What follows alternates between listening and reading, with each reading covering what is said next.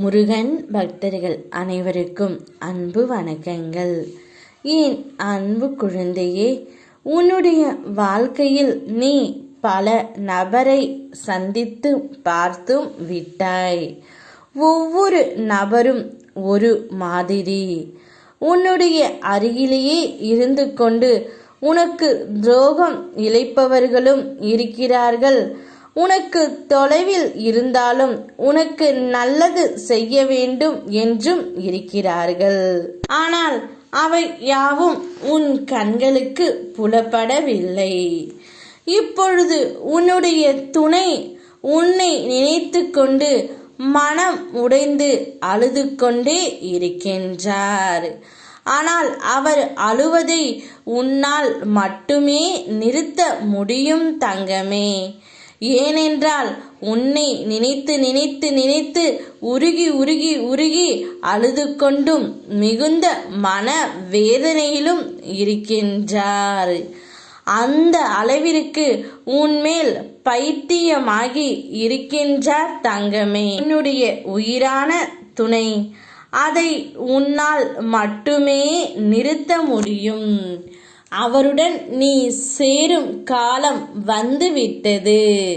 அப்படி வந்ததால்தான் இந்த பதிவை உன் கண்ணில் நான் படும்படி செய்தேன். உன்னுடைய துணை இப்பொழுது மனமுடைந்து மனம் திருந்தி மனதை உள்ளதை அனைத்துமே என்னிடம் கூறி அழுது கொண்டு இருக்கின்றார். இனி நான் எந்த ஒரு தவறையும் செய்ய மாட்டேன். செய்த தவறுக்கு எனக்கு தண்டனையை நீங்கள் கொடுத்து விட்டீர்கள்.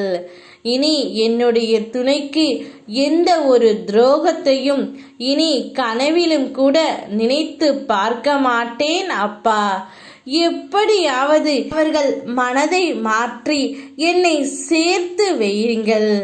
இந்த ஒரு வாய்ப்பை மட்டும் எனக்காக தாருங்கள் முருகனப்பா என்று உன்னுடைய துணை என்னிடம் கை கூப்பி மண்டியிட்டு கேட்டு கொள்கின்றார் தங்கமே.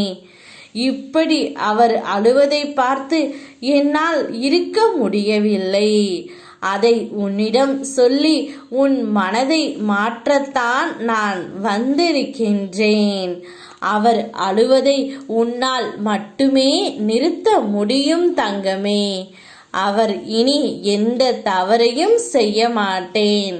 தவறு செய்ய உன் அப்பா நான் அனுமதிக்கவும் மாட்டேன்.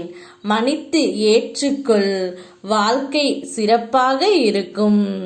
மன்னிப்பது மறப்பதும் தெய்வ குணம், மனித குணம். என் பிள்ளையும் நீ அப்படித்தான் இருப்பாய் என்று எனக்கு தெரியும் தங்கமே. நன்றாக நீ வாழ்வாய். யாம் இருக்க பயமேன். ஓம் முருகா.